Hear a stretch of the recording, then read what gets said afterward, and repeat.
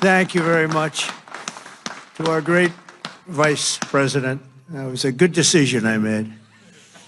This morning on these hallowed grounds where generations of American heroes rest in eternal glory, we gather to fulfill the sacred duty of every free man and woman. On Veterans Day, we honor those who have worn the uniform, who have borne the battle, who have stood to watch and whose ranks have formed the mighty wall of flesh and blood, bravery and devotion that has defended our freedom for 250 years. Today, to every veteran, we love our veterans, we say the words too often left unsaid. Thank you for your service. Thank you very much.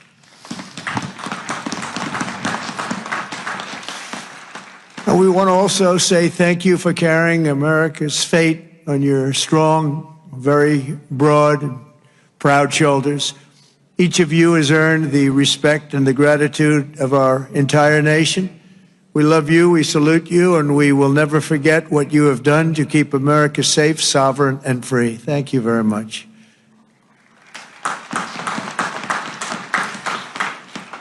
And we're also honored to be joined by a great man. He will go down as a great man someday.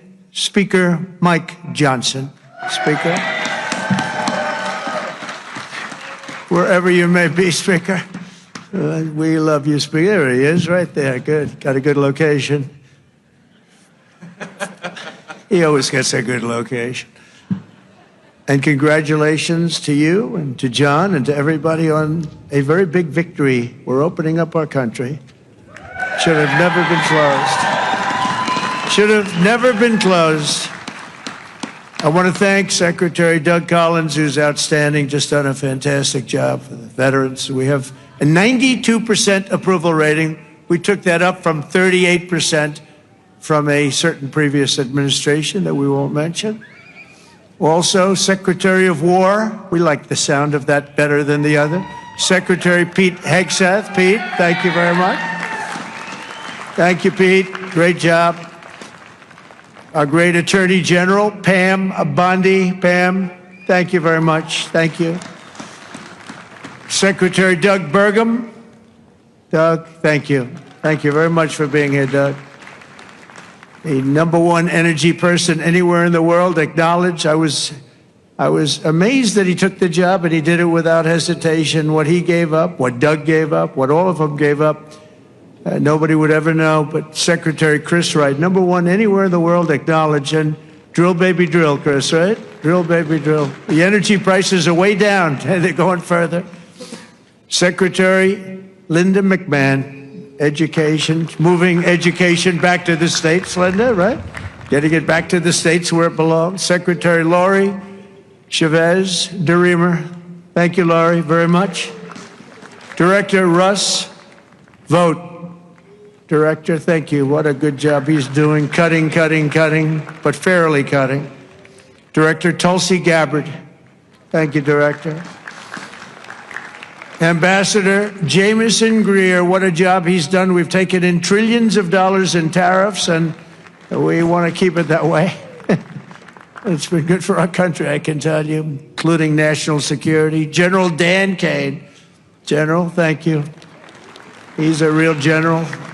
And congratulations on wiping out the nuclear capability of Iran in about a matter of seconds once they got there. They traveled a total of 37 hours, but once they got there, they were very quick. And also to many other very distinguished guests. We have an amazing group of people. I'd like to name every one of you, but I think a lot of people would be upset. It's a little cold. The pages of American history are filled with the tales of titans, icons, innovators, and trailblazers who built this country into the greatest, most ambitious, and most prosperous nation the world has ever seen. And we brought it to new levels. I'll tell you, we were going in a direction for a period of time, but we've never been hotter than we are right now. This is the hottest country anywhere in the world. Yet every captain of industry, every pioneer of science, and every star whose brilliance has lit up the lights of Broadway all share one thing in common. They only had the chance to soar because the veterans had the courage to serve. They took care of those people. They took care of all the stars. The stars that you read about wouldn't be here without our veterans. Everything we have, everything our country has achieved has been purchased by the muscle, spine, and steel of the United States military. We owe it all to the fierce and noble men and women of the Army, the Navy, the Air Force, Space Force, Coast Guard, and the United States Marines. Here's a guy. Our service members, our own words, are the greatest possible tribute to their immortal valor. Shortly before the Battle of Bull Run, Major Sullivan Ballou of Rhode Island became a big name, didn't he? Wrote to his dear wife, Sarah. He said, "I know how great a debt we owe to those who went before us," he said. "And I'm willing, perfectly willing, darling, to lay down all my joys of this life to help maintain this government and to pay that debt." Just 1 week later, Major Ballou did just that. He gave his life to save our country. On the night before he jumped into the dark skies over Normandy on D-Day, Colonel Bull Wolverton knelt with his men in prayer. "Dear God," he said, "we ask only this, that if we die, we must die, and we as men would die without complaining, without pleading, and safe in the feeling that we have done our best for what we believed was right. We must do what is right." Colonel Wolverton, too, died for us so bravely in battle. Today, we remember with overwhelming gratitude the more than 1 million American service members who have made the supreme sacrifice and laid down their lives for the good old USA. Generation after generation, America's warriors have left behind the comforts of home and family to face violence, evil, and death so that our families could know joy, goodness, and peace. We honor them so strongly. Our heroes have lived through unthinkable nightmares so we could live the American dream. And the American dream is coming back again, stronger than ever before. And you'll see that as the next few years evolve. They have volunteered to give their last breaths to all of us so that we could breathe free. And today we know without any doubt in our hearts that after 2.5 centuries, America stands tall because America's veterans stood so strong.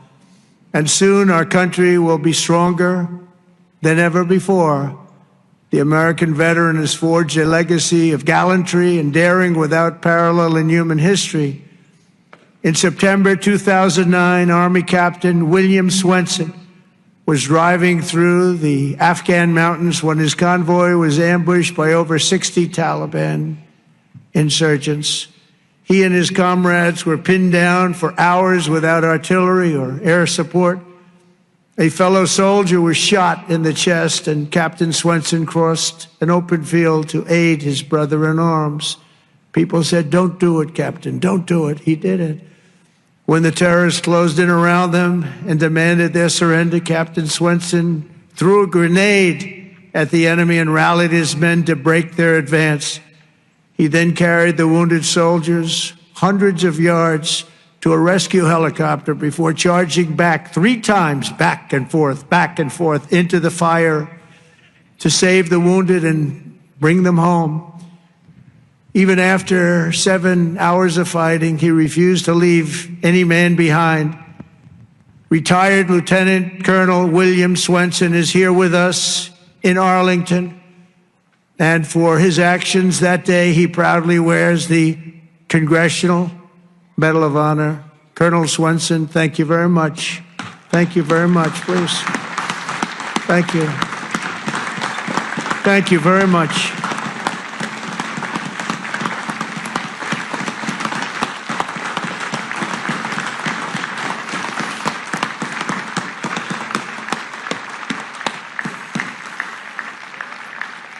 the ultimate honor. Thank you.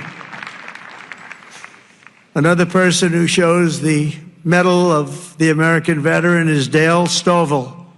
As an Air Force helicopter pilot in Vietnam, Captain Stovall was assigned to rescue a downed American airman deep in hostile territory. Despite the extreme peril, Captain Stovall took off in his HH-53C helicopter and soon came under intense fire, forcing him to turn back. But the captain refused to abandon his mission. The next day, he willingly plunged back into the danger while taking fire from all directions. He didn't have a chance, he felt, but he said, I got to do it.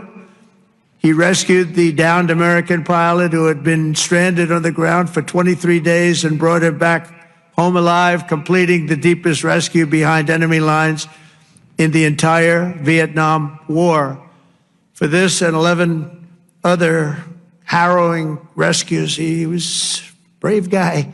Dale received the famous Air Force Cross and the Distinguished Flying Cross and 2 Silver Stars, making him the 4th most combat decorated Air Force Academy grad of all time. He retired as a brigadier general after 31 years of service. General Stovall, you are a legend. Please, thank you. General Stovall. Thank you very much. Thank you. You look good, General. You look, I wish I looked that good. You look good. Thank you very much, General. America's warriors never quit, never surrender. They fight, fight, fight, and they win, win, win. That's what we do. We win battles. As you know, today is not only Veterans Day, but it's my proclamation that we are now going to be saying and calling Victory Day for World War I. Victory Day. You know, I was recently at an event and I saw France was celebrating Victory Day, but we didn't. And I saw France was celebrating another Victory Day for World War II. And other countries were celebrating. They were all celebrating. We're the one that won the wars. And I said, from now on, we're going to say Victory Day for World War I and World War II. And we could do for plenty of other wars, but we'll start with those 2. Maybe someday somebody else will add a couple of more because we won a lot of good ones. But when I see other countries celebrating Victory Day, I watched it. I watched UK, I watched Russia. They were celebrating Victory Day, World War II. And I said, we got to have a Victory Day. Nobody even talked about it in our country. But from now on, we're going to be celebrating Victory Day for World War I, for World War II, and frankly, for everything else. Under the Trump administration, we're restoring the pride and the winning spirit of the United States military. That's why we have officially renamed the Department of Defense back to the original name, Department of War. And remember, we won World War I, we won World War II, we won everything in between, we won everything that came before, and then we brilliantly decided to change the name of this great thing that we all created together. And we became politically correct. We don't like being politically correct. So we're not going to be politically correct anymore. From now on, when we fight a war, we only fight for one reason, to win. We fight to win. But under my leadership, we're also fighting for the great veterans who have always been there for us, and especially when we needed them and needed them most. In 9 months, the Trump administration has cut the backlog of VA benefit claims in half. That's a big achievement, and Doug is going to get it down to 0. During the Biden administration, the backlog exploded like we had never seen before, and I'm going to eliminate 100% of that backlog. We're moving at that pace, and already we've processed more than 3 million backlog claims, the most of any year in the history of the VA. We've added more than 1 million extra service hours across the VA centers, and we've opened 20 new facilities in 13 states, something that people said just not possible to do. We also have brought back VA choice and VA accountability, taken away by the Biden administration, so that when you have to wait online, you go out and you get yourself a doctor, or we pay for the doctor if you have to wait. And the other thing is we fired thousands of people who didn't take care of our great veterans. They were sadists, they were sick people, they were thieves, they were everything you want to name, and we got rid of over 9,000 of them. And then when Biden came in, he hired them back, many of them. But we got rid of them. And I think we got rid of them permanently. We replaced them with people who love our veterans, not people who are sick people. We're also confronting the challenge of veterans' homelessness. And earlier this year, I signed an order establishing the National Center for Warrior Independence to house up to 6,000 veterans in need. And we will not stop until we have ended the tragedy of homeless veterans once and for all. I'd see in New York where people that came into our country illegally, they came in illegally, would be put up in hotels, and veterans would be sitting on the sidewalk outside of that hotel where these other people are put in. And many of the people that came in were put in from prisons. They were murderers. They were drug dealers.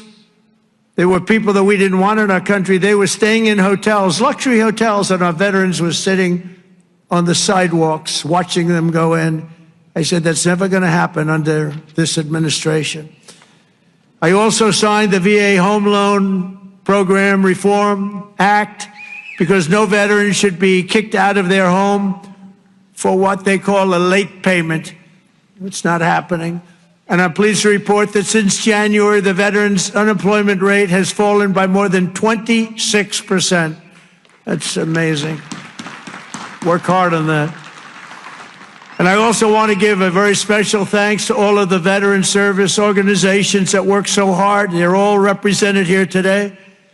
But they work so hard on behalf of our great veterans, and one of the heroes who reminds us of why we fight for those who served in uniform is Army Major and West Point grad Jonathan Turnbull. In 2019, Jonathan was conducting an operation in Syria when a suicide bomber approached and detonated his vest, leaving Jonathan gravely wounded, so badly wounded, they thought he had no chance. The injuries were so severe, the doctors gave him, everybody, they just looked, they all cried. They knew him, they loved him, and they were just crying. They said, no chance. He was resuscitated 3 separate times and he underwent 22 surgeries, but he refused to give up. He wanted to live. He loved this country. He loved his family. He wanted to live. He was going through hell.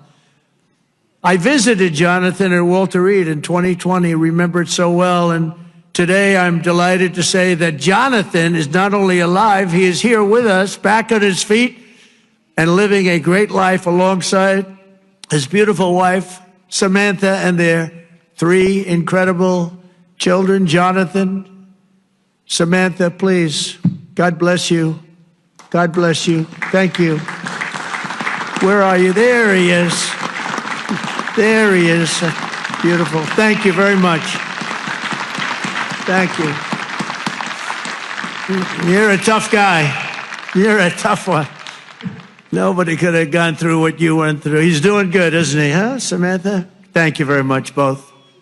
And in conclusion, from the very beginning of our country, our great American flag has always been shielded and protected by a special caste of citizen who has stepped forward to safeguard liberty's cause. When danger came, when duty called, when Almighty God asked, who had the will and the strength to defend the land of the free, each and every American veteran stood up and said, here I am, send me, here I am. They've come from every corner of this nation, from the cornfields of Iowa to the hills and valleys of California, from the steel towns of Pennsylvania to the vast plains of Texas, from the banks of the mighty Mississippi to the 5 boroughs of New York City. With selfless commitment and unyielding conviction, they made themselves America's ramparts and became the shield between our homeland and those who would do us harm. With everything they had, they did one thing above all else. They put America first. On the decks of destroyers, beneath the thunder of cannon fire, in the cockpits of our beautiful B-2 bombers. Aren't they beautiful now? We respect them so much. What a job they did. That in an instant completely obliterated Iran's nuclear capability, of which we have just ordered, I have to say, many more of the updated versions of that incredible piece of art. They defended the American Republic, dispensed American justice, crushed the enemies of freedom, and vanquished the forces of wickedness and evil. That's what we've been doing. Because of what every veteran has done today, the flame of liberty shines bright. The people of our nation sleep safe. The American dream surges forward, and our magnificent destiny stands more splendid and glorious than ever before. So I want to say thank you once again to every American veteran. You are very, very special people, and always in our heart. And thank you very much, and God bless you, and God bless the United States of America. Thank you very much. Thank you, everybody. Thank you.